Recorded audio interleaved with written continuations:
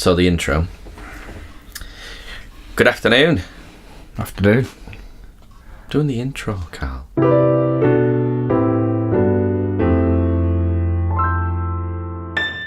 Good afternoon. My name's Andrew. This is Carl. And this is Confessions of the Backseat. And it's not anything to do with what you do in the backseat. We're two jobby magicians. We travel around the country entertaining, but we spend a lot of time in the car waffling, talking about stuff that bugs us, that annoys us. Not many happy things, to be honest with you. But I thought, what better way for me to get it all off my chest, and for Carl to get it all off his chest, than to burden you lot with it. So welcome to Confessions of a Backseat.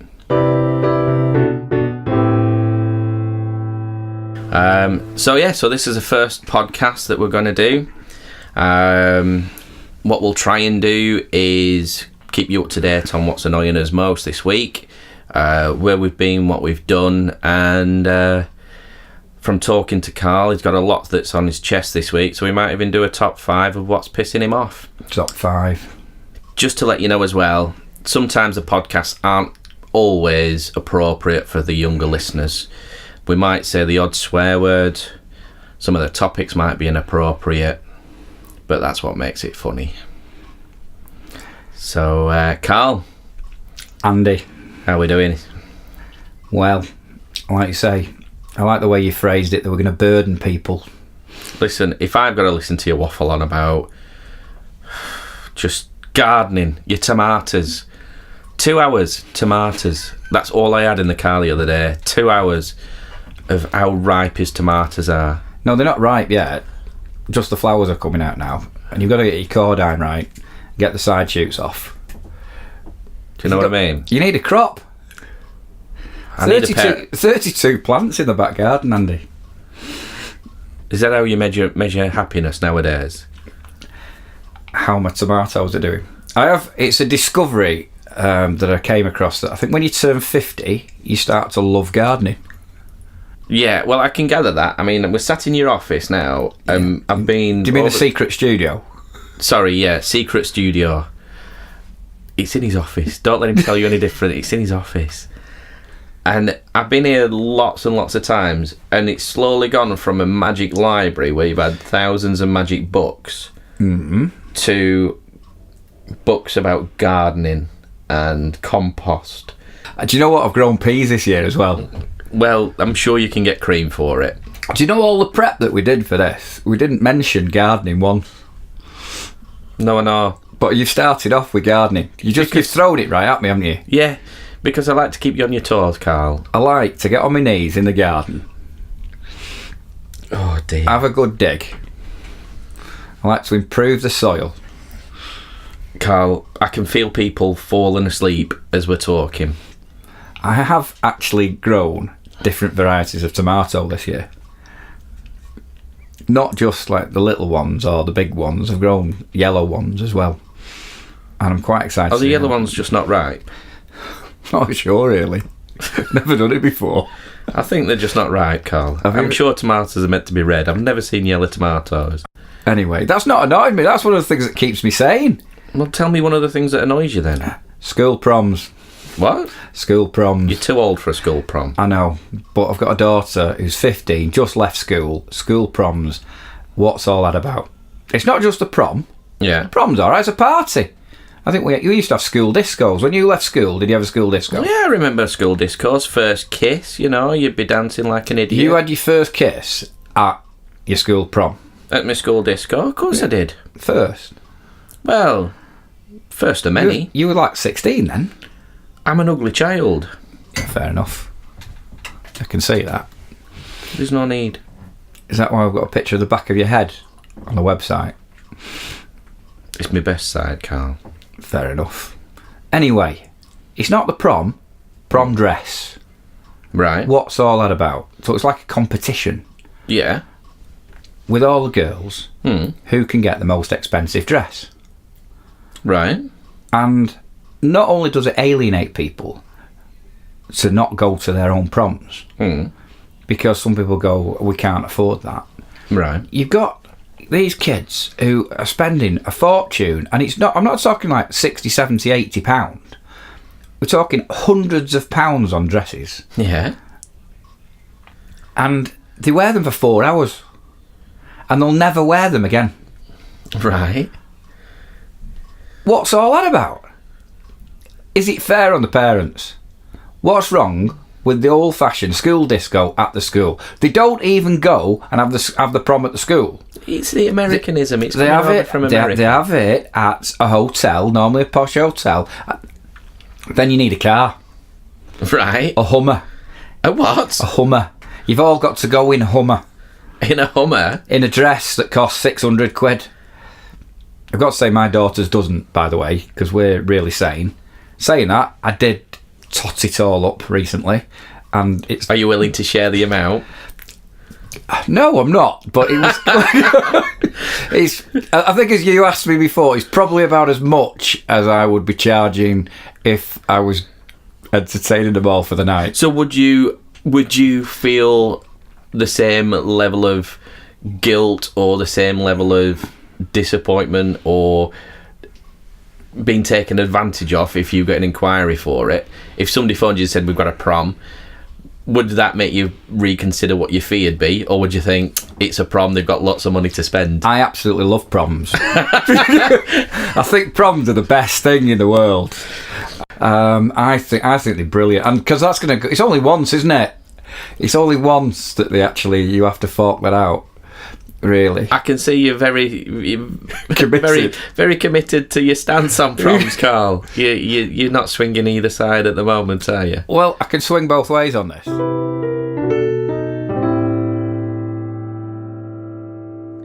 Anything else that's annoying you? DJs.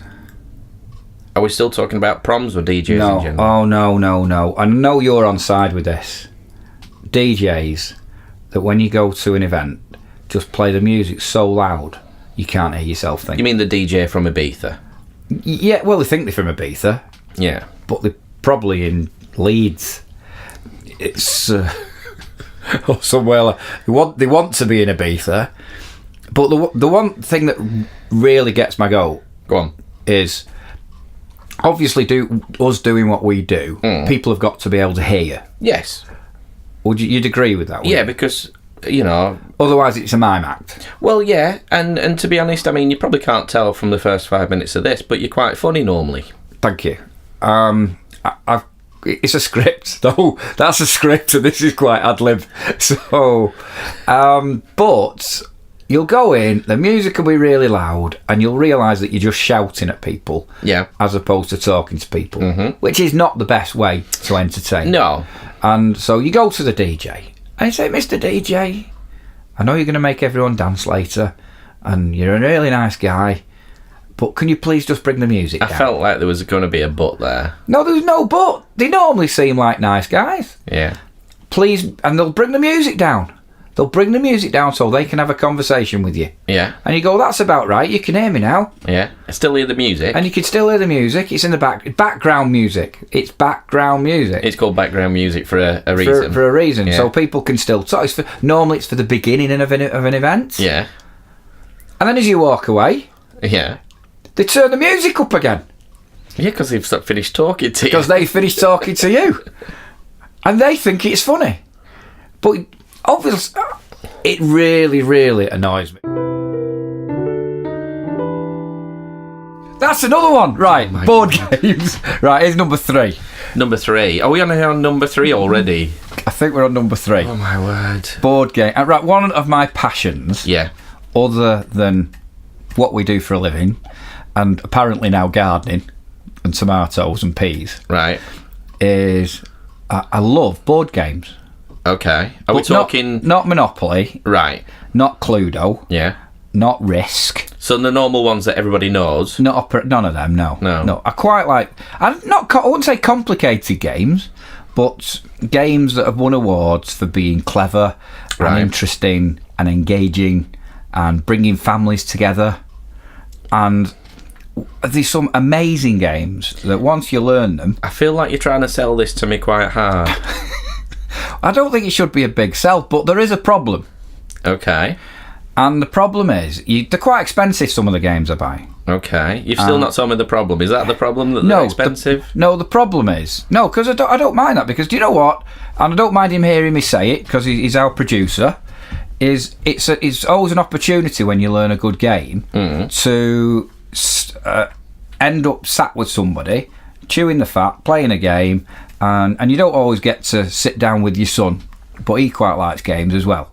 Yeah. So I quite like that it gets you to... You get to spend time with your family. It's a bonding thing. Yeah. And some of them are quite complicated. But what I find is I will spend hours and hours and hours learning a new game. Okay. Because like the rule books are books. Can we clarify? Hours and hours and hours? Sometimes, yeah. Like I say, the rule books can be a book as opposed to a pamphlet with a few rules on. Not all of them, but some of them. Yeah. And I'll spend all that time learning a game and then say, who wants to play the game? And nobody wants to play the game. Well, I've got a few questions. You can ask me anything you want. Really? Well, question number 1. When you learn hours and hours and hours of rules... Yes. The people then that play the games have now got to sit through you explaining hours and hours and hours of rules. Yeah.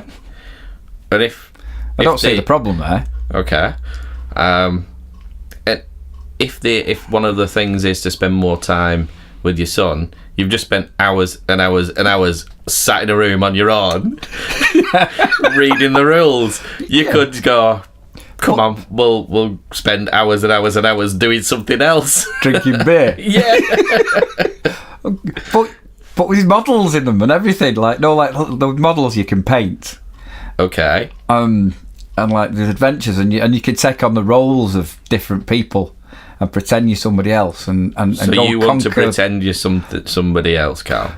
Somebody else that doesn't like board games, that doesn't like gardening. They're not all role-playing games, right? Because I know you like role-playing, but we'll talk about that in another podcast, I think. Okay. There's something new for me. Yeah. But why do people say, yeah, I'll play that, and then when they realise that maybe you have to think about it a little bit, they don't want to play anymore? Let's play Snap.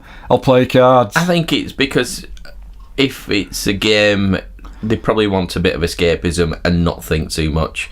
I think people have to work quite hard nowadays. Well, why did they design the games then? The games are brilliant. I make sure I only buy games that have won awards, that come highly recommended. That nobody will play with me. Well, shall we put it out there? If anybody wants to come and play a game with Carl, I think we're going to set up a Facebook page and stuff. You can put a thing on there, or garden. If you find life's not as exciting as you want it to be, and you want to come and garden with Carl, I think what you want is cheap slave labour. Is that what you want? I think so. Or a new friend. Possibly, to play games. Can we have a new friend? Because I'm sat here wondering why we're friends. Christian will play. Christian's my lad and our producer as well. Yeah. And he's sat in here. I can't see his face at the moment because he's behind me. Yeah, you don't want to see his face. I think he might be cringing. He's rolling his eyes. He's far too cool. But I've got to say, he's a university student, and as soon as it's possible to go back to his halls or his house or wherever, he's out of here. And so I don't think it can cope with the excitement of tomatoes and board games. I think that's what it is. My gaming partner is he disappears as quick as he arrives.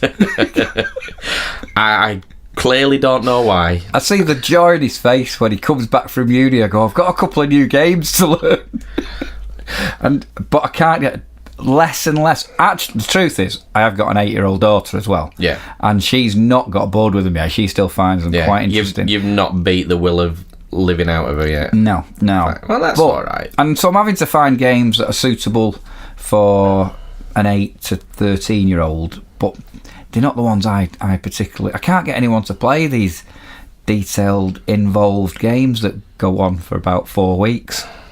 No one's got the attention span, have they? Since you've explained it so well and sold it to me, I can't understand why. I genuinely can't. I think, yeah. But like I said, I think we'll find you somebody to play the games with. Andy, would you like to play a game with me? This has been recorded, isn't it? Yeah. I've got a really good one. Have you? You like going on an adventure together. My word.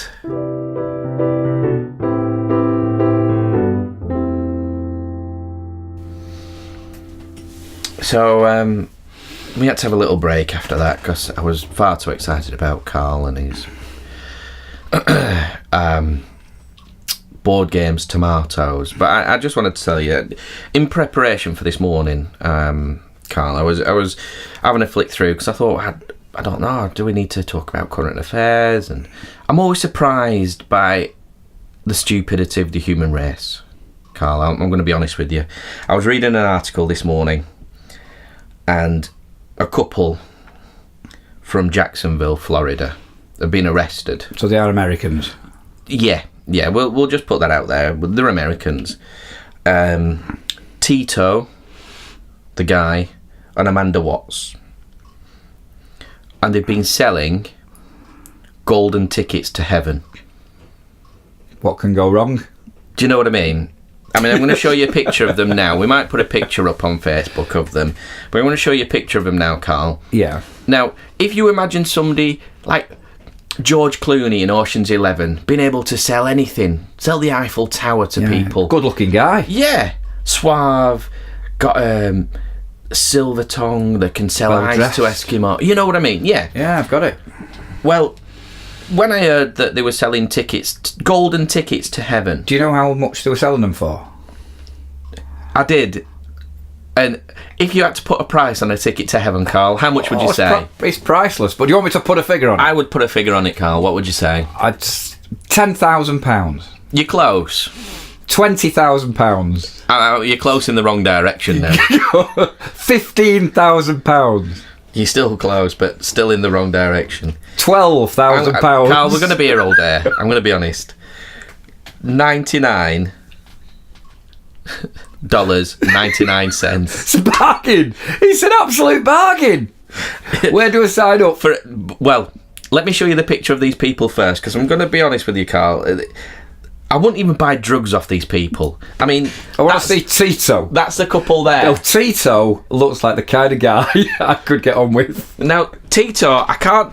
Yeah, are those tattoos on his face? I think they're either tattoos or he's put his face on the grill. I have no idea. He's got black marks across his forehead and down his cheeks that he is either... I don't know whether he's part tiger. Is he in an orange suit? He's in because that's the picture from prison. So they have been arrested. They have been arrested. Now, his partner doesn't look like she's in an orange suit. Now, what doesn't surprise me, I mean, people get taken advantage of all the time, and I understand that. And they've found a niche in the market.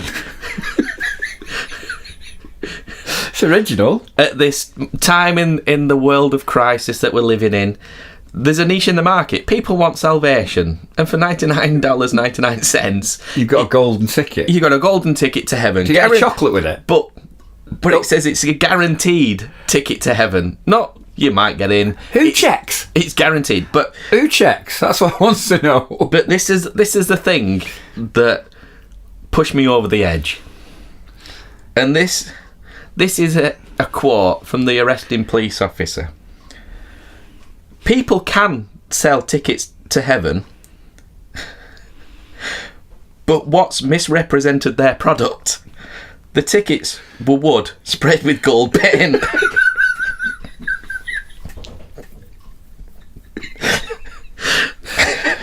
So it wasn't really a golden ticket then? It wasn't really a golden ticket, and that's why they got arrested. Not because they can't get you into heaven with these tickets. It's because they misrepresented them as golden tickets when they were wood. Spray painted. Golden. Well, you're always going to get in trouble when you spray your wood gold. Oh, Carl. What people believe in is what they believe in, and if you feel you can buy a ticket to heaven, that's fine. Do you know what? It's worth taking a punt on $99.99 though, isn't it? It is. It's only a punt, really. Even if you've got a guarantee with it, it's a punt. But let's be honest. You've only got to believe. You don't have to buy a ticket. You don't have to buy a ticket. No, you've got to... But it might give you a slightly better chance of going in the right direction. You get in the home ground rather than the away seats. And I quite like the fact that they've gone solid with the wood, so at least you're getting something substantial. And it's not as if you're just getting a floppy piece of paper. Well, that's it. I mean, they could have just printed them off. They could have made a nice Word document that looked presentable. But no, we've got all this wood lying around. Do you know what they were doing? They were giving value for money. They were giving value for money. They were giving value for money. Now, where they fall down is in marker pen. They'd wrote, admit one. Like people were buying one and going, we'll be able to get the family in. Yeah, we're going to scam the scammers. We'll buy one and say it's a family ticket. Don't worry about buy one, it. Get one free. We better die together. You know, we'll have to arrange it. We'll have to arrange it that when we die together, so we can get it on the same ticket. Well, that's it. I mean, you know, do you need a wristband? Is it all inclusive? I have no idea. None of us know, do we? No. Well, I'm glad that's amused you. Oh, well, I mean, I hope they reserved a couple for themselves, because they're obviously in prison at the moment, so they might need them. But yeah, if you see anybody around and about selling... But talking of idiots, because one of the sections we were going to have was the idiot of the week, wasn't it? Yeah. And I met one this week. Do you know when they say there's always one? Yeah. I was quite honoured and pleased to be asked to go with the We Stand Together charity for Manchester Day. All right, yeah. In Albert Square. It was quite a cool thing to do, really. I was with the ex-Lord Mayor and all the people from the charity, and we were all... Are you name dropping? Is that what you're doing? I'll just pick that one up. I don't think it was a big one, was it?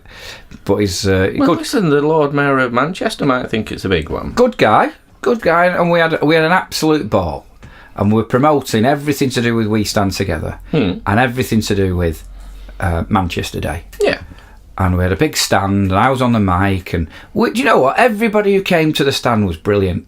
Everyone was into all the messages that we were trying to put across, and there was a very... I don't want to go into what it was, but it was a clever way. I'll put some pictures on the Facebook page when we get that up and running, and it was clever. Yeah. But there's always one, isn't there?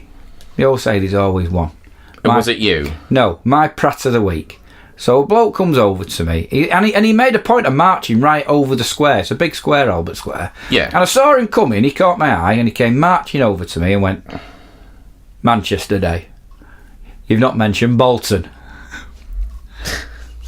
So it's Manchester Day. So are you meant to mention other surrounding cities and towns and stuff? Well, I was being really pleasant, and I said, well, as you always are. It is Manchester Day. Yeah. Bolton is part of Greater Manchester. That's my best Bolton accent. Now, Carl is available for voiceovers. Bolton is part of Greater Manchester. That's all that's ringing in my ears. So I explained that no other region was mentioned other than Manchester because it was Manchester Day. This bloke got upset. It's rubbish, Manchester Day. You've not mentioned Bolton. And I've got to say, because of the feel-good factor of everybody else within a square, thousands of people came to the stand. Yeah. One absolute idiot. I hope he hears this somewhere. You didn't mention Bolton. He's my prat of the week. There you go. But I don't think he's up there with Tito. No. Tito with the golden tickets. Yeah. Do you not think that you always remember the weirdo or the idiot or the one that's the worst one over the thousands of the good ones? Sometimes. Yeah. Like we both remember that DJ from last week. Well, yeah. I hope he doesn't hear this. Probably can't over the sound of his music. It was loud. I've got to say, you're boring me a little bit now. You've done all the talking. Oh, has it been me doing the talking? Yeah.